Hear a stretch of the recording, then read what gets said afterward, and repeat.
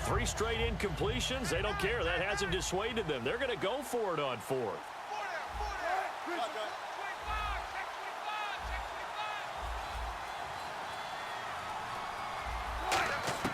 Fourth down. Here's Wilson.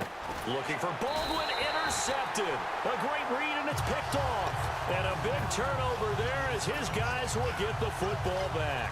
So now here come the Dolphins. And that last drive, a long drive, but not just that. They had a great air attack going.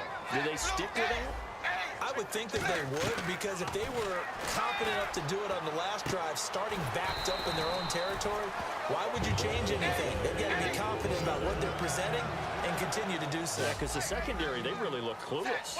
And that was amazing because that drive went and went, no adjustments, and no big plays by the defense to knock the ball away. On the left side, this is Stills.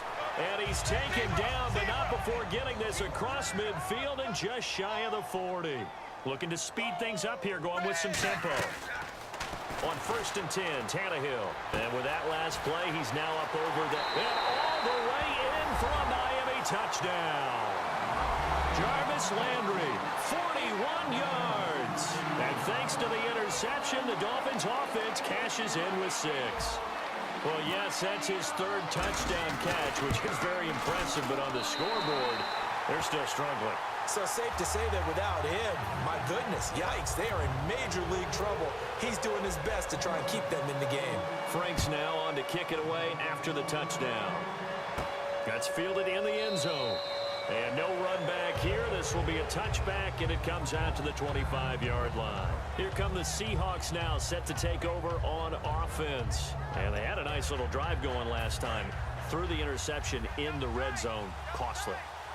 Bad enough to throw it anywhere, but that drives coaches insane when they're thinking about, hey, we've got a shot at points already. We're already in a spot where you're thinking you got 3 on the board for sure, and to come away with nothing, that's a really tough one for them to swallow. Yeah, will they make up for it? Just a yard on the 1st down carry, so it's 2nd and 9.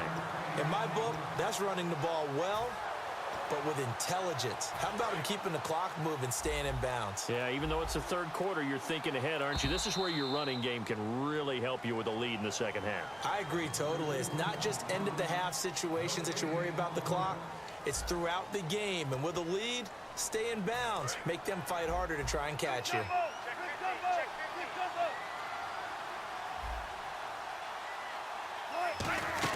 Now Wilson on 2nd down. Complete outright to Kurz. It's a pickup of 16 there, and it'll lead to a new set of downs. So here we go, 1st and 10 now.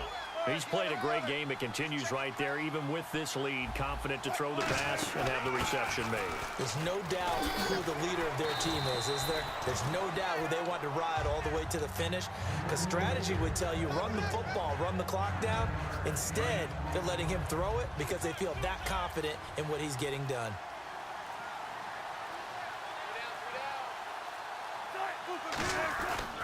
On 2nd down, Rawls. And he'll be brought down at the 48-yard line. 2 yards on the pickup there, but it's enough to give him a new set of downs. 2nd and 1 is often an invitation to take the big shot downfield. I bet the offensive lineman said, are you kidding? We just get on our backs and let's go get the 1st down. They love being physical. Wilson again to Rawls. And he'll lose yardage here, back at the 47. So a loss of 5, and it'll be 2nd down. And in this situation with the lead 4th quarter, they're liking keeping the ball on the ground, I'm sure. That's just smart football, but you know the defense has to know it as well. They've got to... And a loose football. Rawls loses it. And now off to the races down the right side. And this is brought all the way back. A fumble recovery and taken to the house for a Miami touchdown. This defense, Charles, they needed some type of a spark to help get them back in this game. I think they just got their spark. No doubt about it. You know, that's all they discussed. How can we get ourselves moving again? How can we get our team going? This definitely qualifies.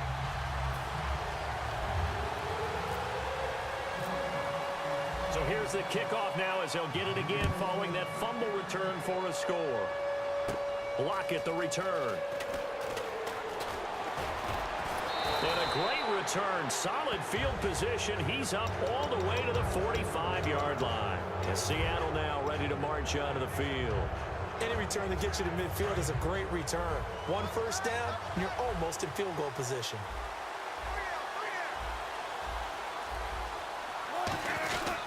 The drive begins with a run by Rawls. Credit him with a 1-yard gain there to make it 2nd and 9. The fourth quarter here, they've got the lead. They want to keep it on the ground. That's what they're doing. Smart football. Keep the clock grinding. Keep it going. But you got to figure now, they're going to see more people stacked up in the line of scrimmage as they try and bleed it out. Flush to his right. And an alley to run. It's a 9-yard gain, and it keeps the drive moving. That was an excellent job of recognizing the situation. His first read wasn't there. Heck, his second read wasn't there. But he bought himself a little extra time scrambling out of the pocket, got to the sticks, and picked up the first down. The busy afternoon continues for Rawls. And he's going to fight his way forward here for a modest gain. Give him 5 on the carry there, and it'll be 2nd down. And that's exactly what you want on a first down run. Pick up 5 yards, bring up 2nd and 5. The defensive line, though, they've got to figure out a way to out-leverage the guys up front because the offensive line is winning at the point of attack.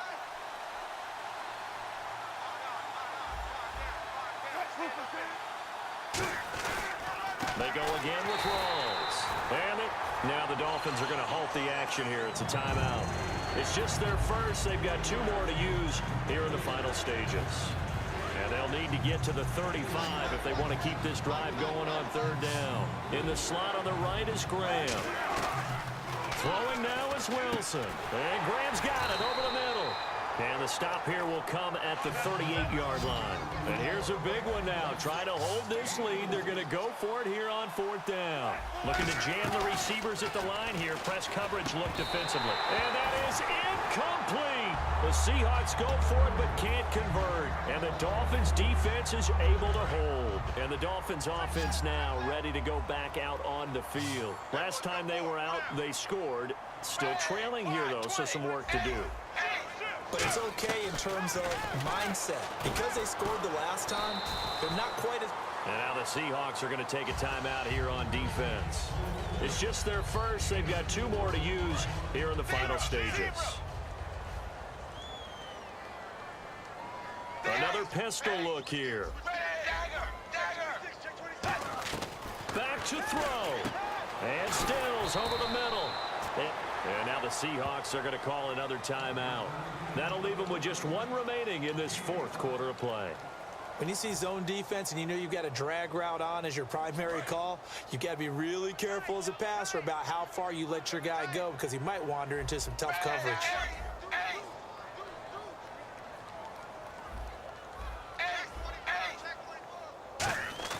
They'll look to throw. And it's a short one here, complete to the tight end. They only get 2 there, but on 3rd and 1, that's all they needed to keep the drive going. And quickly, they get to the line. He's back to throw. He's got time. Now a desperation throw deep downfield. And incomplete. He dropped it in the end zone.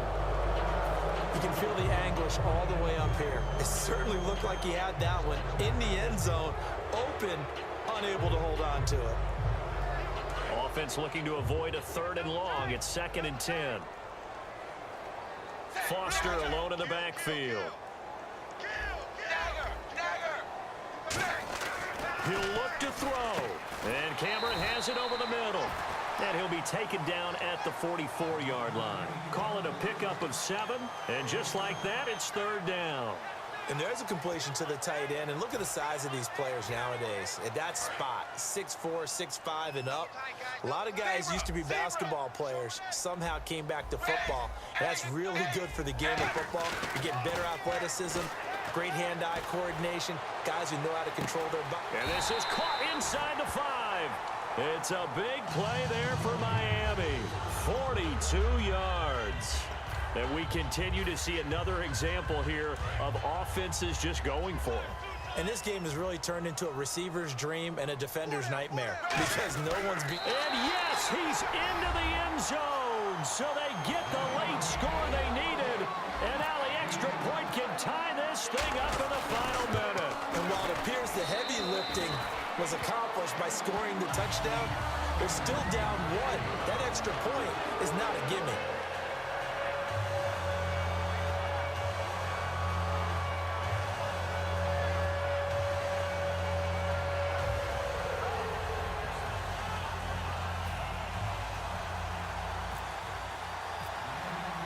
Set to go now with the kickoff. These two teams all even again as we continue in this wild fourth quarter. That'll be taken in the end zone. Seattle now ready to march out of the field. They've got work to do, but they do still have a bit of time here. And they've got to feel comfortable with that, but they have all their play sequences called. If they get out of bounds, that allows them to huddle and call another play, but if they don't, it's hurry up to the line of scrimmage and either spike it and stop the clock or continue to move it downfield in order to try and get in range and win this game. See if they can do just that. Now it's Wilson. Steps away to his left. And the play goes for 19 yards. Gives him a new set of downs. Partner, as a quarterback, sometimes you just got to know when the clock has gone off in your head, it's time to go. Tuck it and get all you can. And he can't get a throw off. He's taken down. What a huge play at this point in the game. And the offense moving quickly to the line. And plays like that really hurt play calling. They had a really nice gain on the previous play, but gave it under pressure, and they got to him again. Ndamukong Suh in there to get him his second sack now of the afternoon. And here in overtime, if the team that receives the ball scores a touchdown, it's over. If they don't, we can still have some more football. That's exactly right. If they go down and kick a field goal, the other team gets a possession to either match it or score a touchdown to win the ball game. If both teams kick field goals, the next team to score wins. But if the receiving team throws a pick six or fumbles the ball and it gets picked up by the defense and they score, the game is over at that point. And the decision to bring it out is going to cost him about 7 yards all told as he's taken down back shy of the 20. The Dolphins offense now heads back on the field. They control their own destiny here. They have the football in overtime. Obviously, a touchdown would win it. And I think teams around the league are still adjusting to the idea of going downfield, scoring a touchdown wins the game because they were used to just going downfield and trying to get in field goal range to win a game. Still having to make that transition. Let's face it now, the ones who are doing it best know they need to go down, attack, put the ball in the end zone, and not leave it up to a field goal and give the other team a chance. Yeah, as we said, they control their own destiny now. And they'll go with the ground attack here. And he will lose yardage and be backed up to the 24. It's a loss of 4 there, bringing up second down. And now they're in the hurry-up.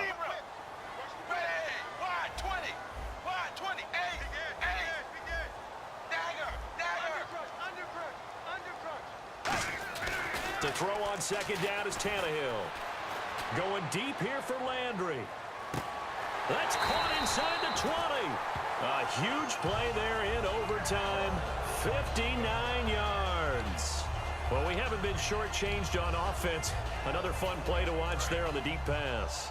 This game has the feel of, what, a turkey bowl, a Thanksgiving day. You know, when we get together this year, when the Davises and the Gardens get together, that's what our playbook's going to look like they're drawing them up in the dirt, and so far it's working for both of them.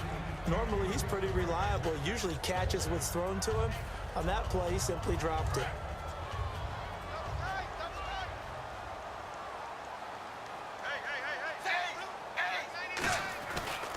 And now here's a carry heading left. And he's into the end zone for the touchdown and the game winner in OT. I know we don't talk about it enough, but the intelligence level of the guys up front blocking, the offensive linemen, maybe the smartest guys in football overall.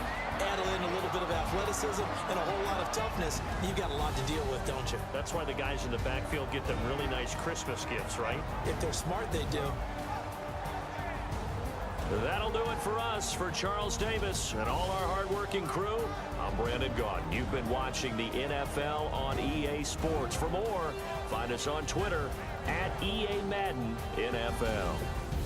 The Dolphins are winners here as we